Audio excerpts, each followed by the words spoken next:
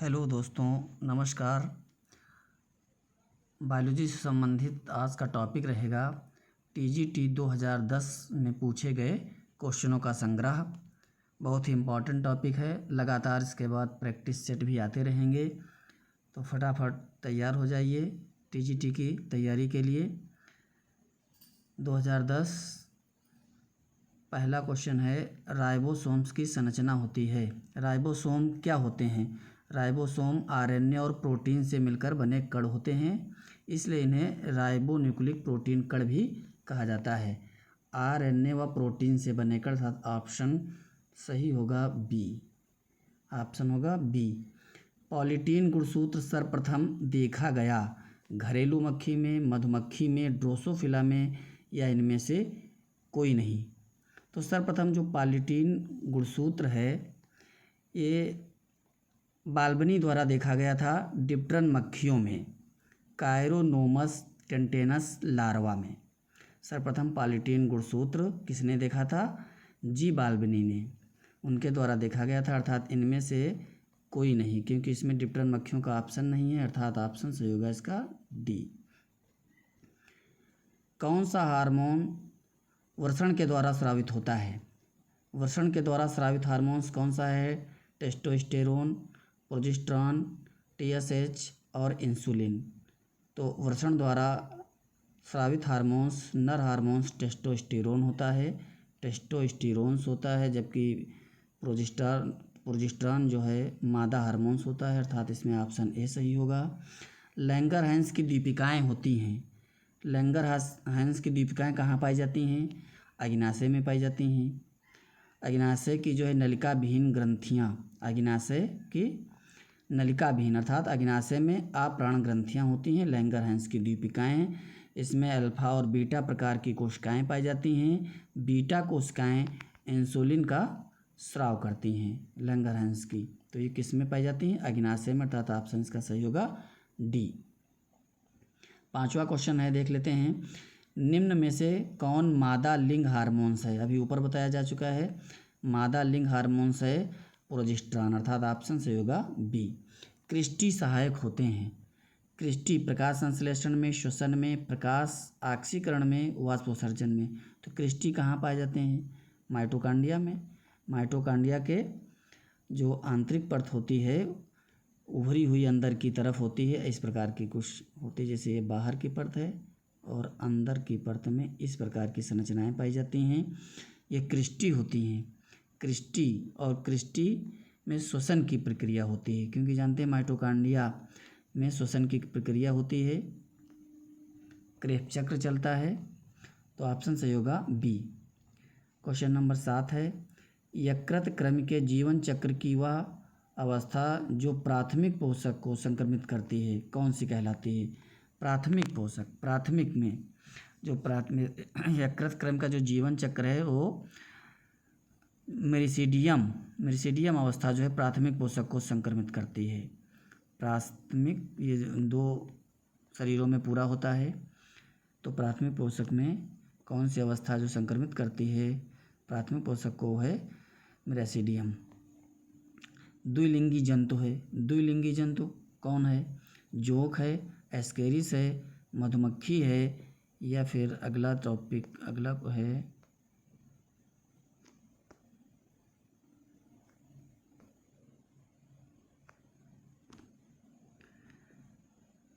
द्विलिंगी जंतु, जोंक, एस्केरिस मधुमक्खी, घरेलू मक्खी।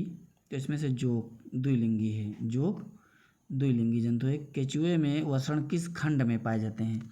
केचुए में वृषण किस खंड में पाए जाते हैं? 10वें और 11वें खंड में, अर्थात ऑप्शन नंबर कौन सा होगा? डी। तिलचट्टे में कायांतरण का नियंत्रण मुख्य रूप से किसके द्वारा होता है? तिलचट्टे में तो एक संरचना पाई जाती है कार्पोरा एलोटा, कार्पोरा एलोटा से जो है होता है। तो ऑप्शन सही होगा सी, ऑप्शन सही होगा सी। अगला है क्वेश्चन नंबर 11 कि निम्न में से कौन सा राष्ट्रीय उद्यान है जो बबरशेर का संरक्षण करता है? बबरशेर का संरक्षण कहाँ होता है? गिरी नेशनल पार्क में होता है, अर्थात ऑप्शन इसका डी सही है। डी ऑप्शन सही होगा इसका, डी ऑप्शन सही होगा, ऑप्शन डी। गिर नेशनल पार्क गुजरात में स्थित है। यहाँ पर बबर शेर का संरक्षण किया जाता है। क्वेश्चन नंबर अगला देख लेते हैं। क्वेश्चन नंबर 12 की तरफ बढ़ते हैं। क्वेश्चन नंबर 12 देखते हैं क्या कहता है। Question number 12, follicle stimulating hormones FSH कहाँ से उत्पन्न होता है, कहाँ निकलता है भैया, ध्यान देना। ये पीयूष ग्रंथि का हार्मोन्स है, फाल्किल स्टिमुलेटिंग हार्मोन्स पीयूष ग्रंथि, और किस भाग से निकलता है,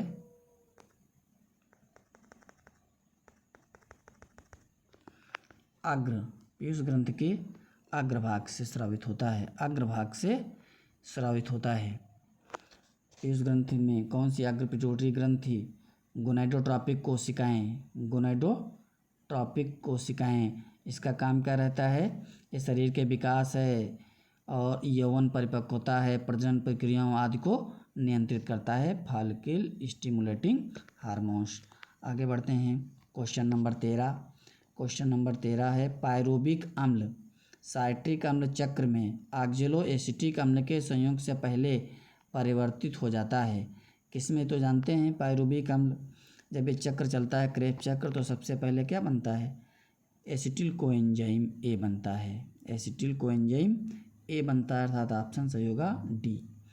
हाइड्रा में पुनर्जनन होता है, हाइड्रा में कहाँ पर होता है, पुनर्जनन, हाइड्रा में अभिरूपांतरण में, संरचना विकास में, मार्फोलॉक्सिस से या अभिरूपांतरण तथा संरचना विकास से। तो कहाँ से होता है, मार्फोलैक्सिस से होता है, मार्फोलैक्सिस के द्वारा होता है, अर्थात इसका ऑप्शन सही होगा सी, ऑप्शन सही होगा सी। प्रथम स्तनी प्रकट हुए थे, प्रथम स्तनधारी किस काल में, किस काल में, ट्रायसिक काल में, ट्रायसिक काल में, अर्थात ट्रायसिक काल में सबसे पहले प्रथम स्तनी प्रकट हुए थे। क्वेश्चन नंबर 16 है, मेढक में द्वितीय कपाली तंत्रिका कौन सी है, मेढक में द्वितीय कपाली तंत्रिका कौन सी है, ये ऑप्टिक तंत्रिका होती है, ऑप्टिक तंत्रिका, ऑप्टिक थैलेमी से उत्पन्न होती है, आँख के रेटिना से आवेगों को प्राप्त करती है, कौन सी, ऑप्टिक तंत्रिका, ऑप्शन बी। क्वेश्चन नंबर 17 है, फर्टिलाइजिन एक रासायनिक तत्व है जो उत्पन्न होता है, फर्टिलाइजिन जानते हैं भैया, फर्टिलाइजिन कहाँ से, ये परिपक्व अंडे से ग्लाइकोप्रोटीन होती है इसमें फर्टिलाइजिन। क्वेश्चन नंबर 18 है, प्रजातियों की उत्पत्ति नामक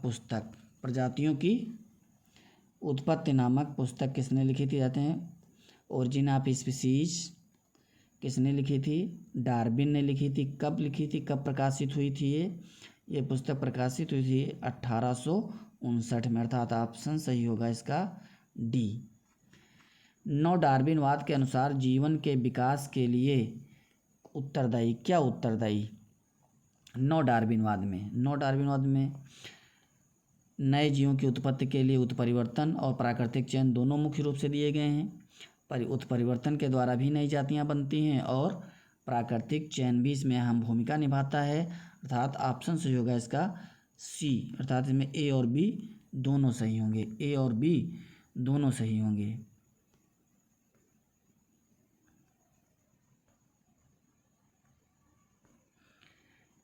क्वेश्चन नंबर 20 की तरफ बढ़ते हैं। क्वेश्चन नंबर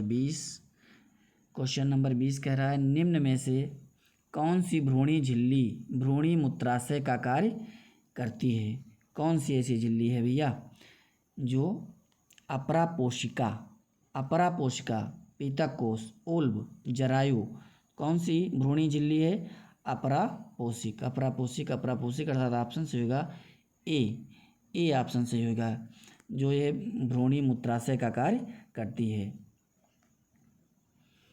अगला क्वेश्चन 21 है, काइटिन युक्त वाह्य कंकाल पाया जाता है, काइटिन युक्त वाह्य कंकाल, तो जानते हैं काइटिन युक्त वाह्य कंकाल विशेषता है कीटों की विशेषता है, अर्थात ऑप्शन सही होगा कीट वर्ग सी, ऑप्शन सही होगा सी कीट वर्ग में।